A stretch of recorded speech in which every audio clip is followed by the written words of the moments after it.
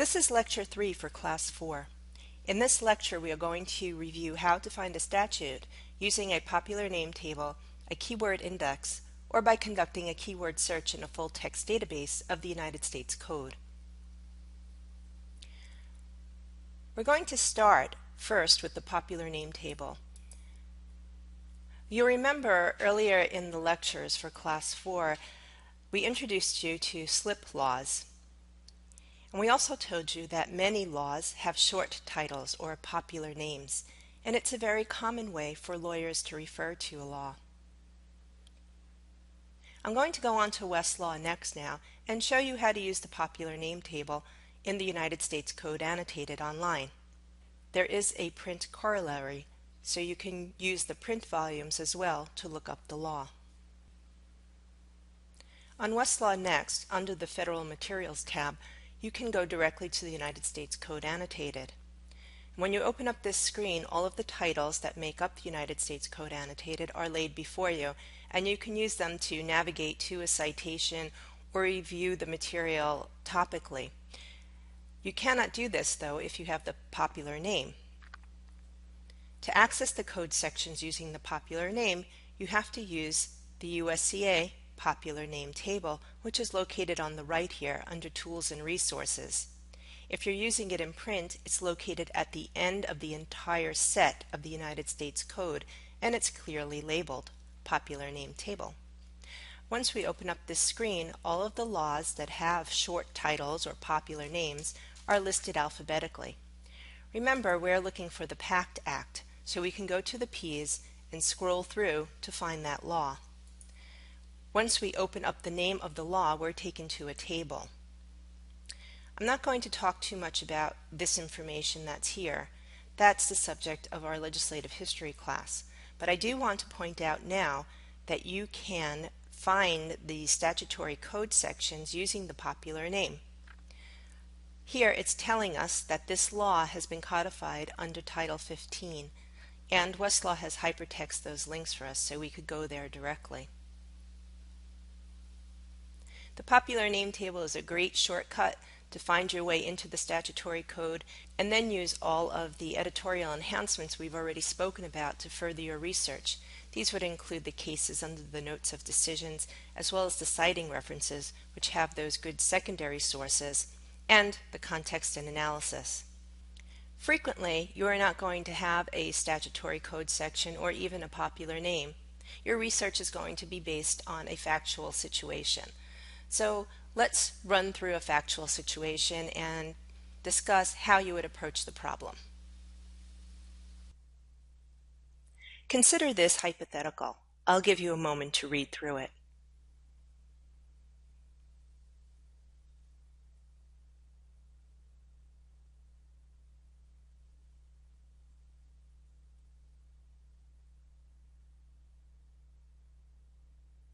Before we begin any research process, we're going to stop and analyze how we are going to conduct that research.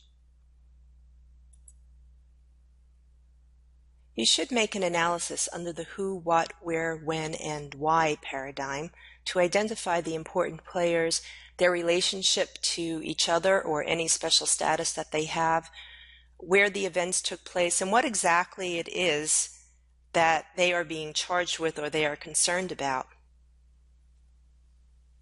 Notice here, I've also identified my jurisdiction already as being federal, and I've stated an issue.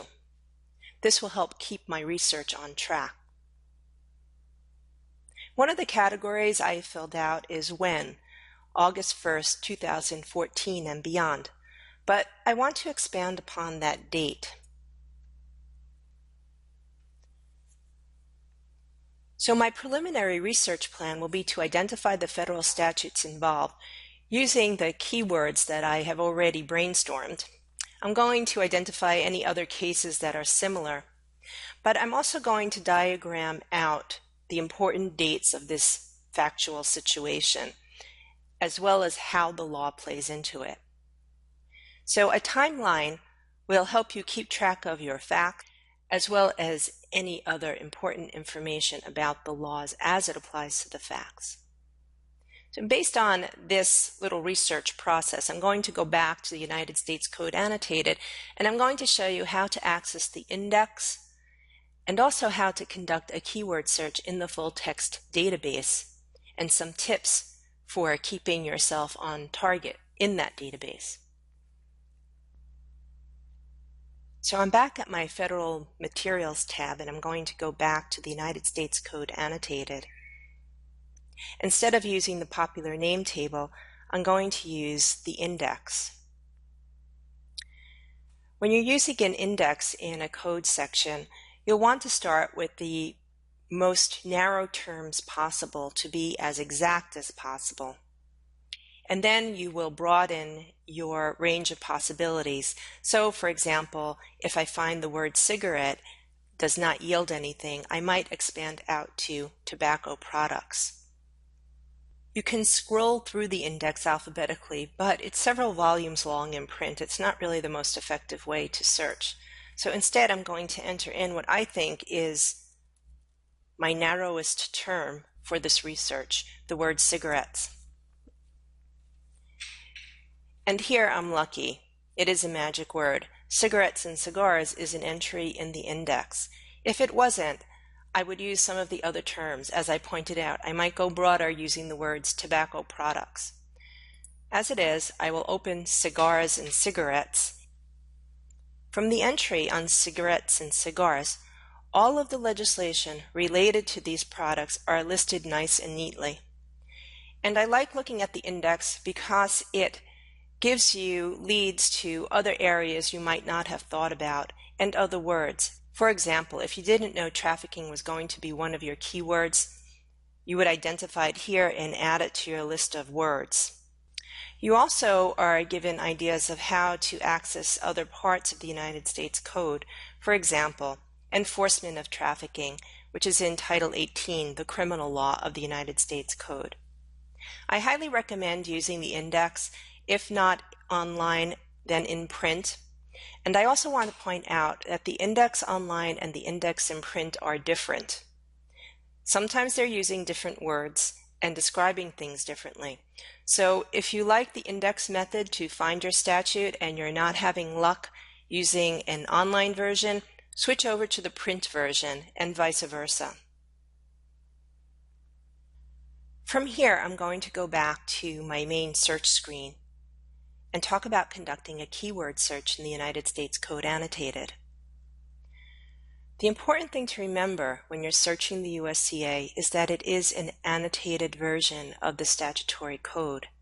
So when you run a keyword search, not only are you searching the text of the statute, but you're also searching the thousands upon thousands of case law abstracts that appear in the print version.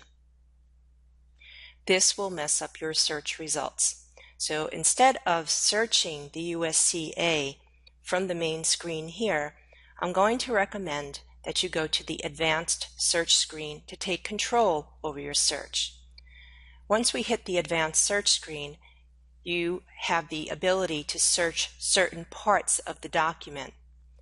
As a reminder, let me open up this research aid that West provides for you. Earlier in the lecture, we talked about the many different parts that a code can be separated into.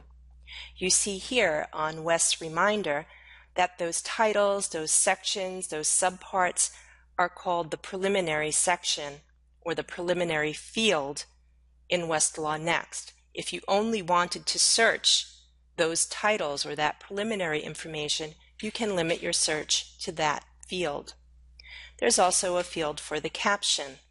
This is the name of the section for the statutory code. I want to bring your attention to the area that's labeled text.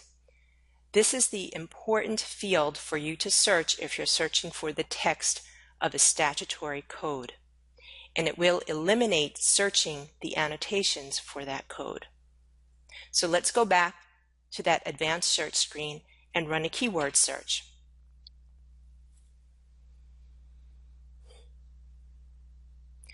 Now you could enter your keywords here and take some control over phrases or terms, and you can exclude terms here. Here are the fields that were on that research aid. Note that there is a field for annotations. These are the case law abstracts that appear after the statutory text, and these are the items that I'm going to exclude from my search now by only searching the statutory text. So I'm going to enter my keywords on this line. So let me talk a little bit about the keyword search that I am suggesting here. Notice the term Native American is in quotation marks.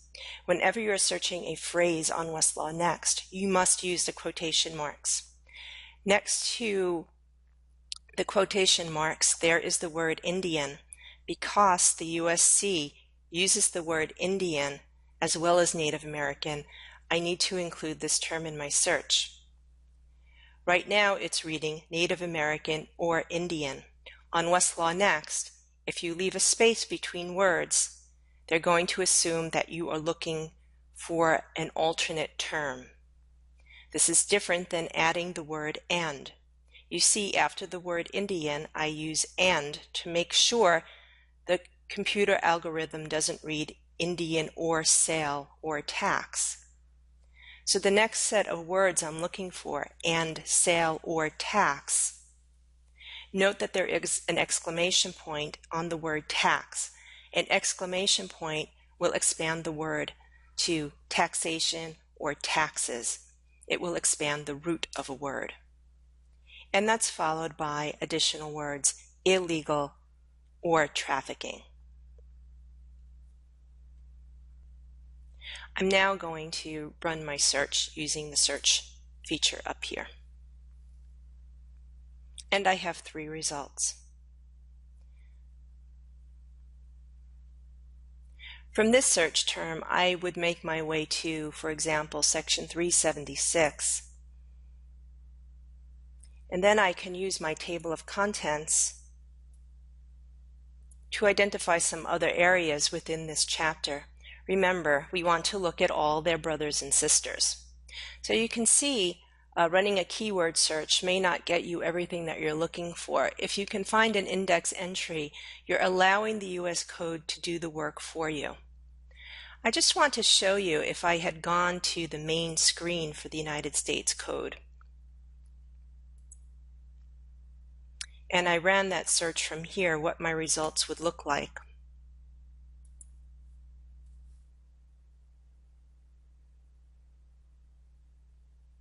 So here I have many more results, 241 to be exact. So you might say, well, why wouldn't I run my search there and get more than the 3 that I got using the advanced screen? Your search results, you'll need to hunt through them and you'll eventually find the areas that you're looking for.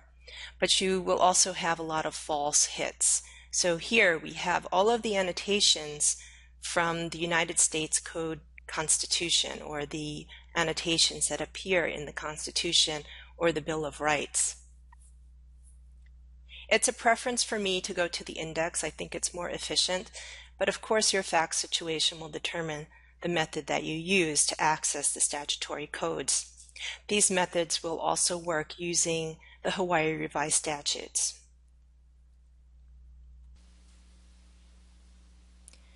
As a reminder, there are several ways to locate statutes in a code.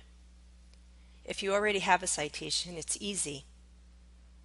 If you have a popular name, that's pretty easy too.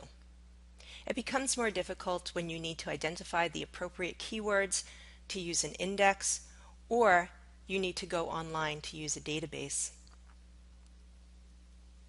And remember, your research plan should not fall behind your own research. As you learn about the law, you're going to have questions that you need to go back to your client and ask or investigate. And your keywords will change. You'll have more issues that you'll need to answer. This concludes Lecture 3 for Class 4.